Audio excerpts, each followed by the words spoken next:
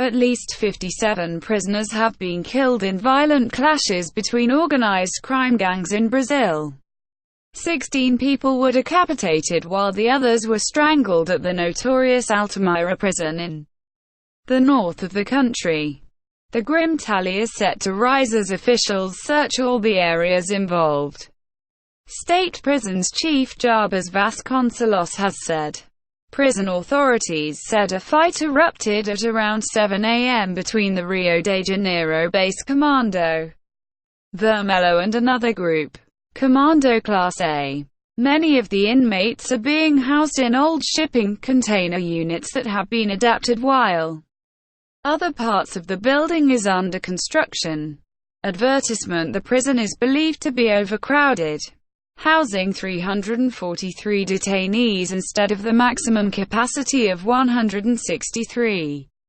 Trouble started when leaders of the Commando Class A set fire to a cell belonging to a member of the Commando Vermelho gang. Picture G1 Para. Relatives of inmates wait for information about their loved ones after a riot at the Altamira jail. Picture AFP. Mr. Vasconcelos said trouble began when leaders of the Commando Class A set fire to a cell belonging to a member of the Commando Vermelho gang.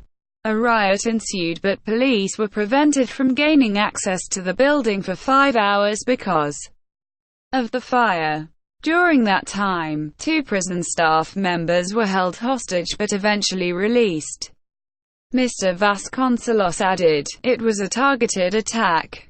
The aim was to show that it was a settling of accounts between the two groups, not a protest or rebellion against the prison system." He said that makeshift knives were used during the attack and a search so far had not found any firearms. Prison authorities said they were still trying to determine which people were behind the riot.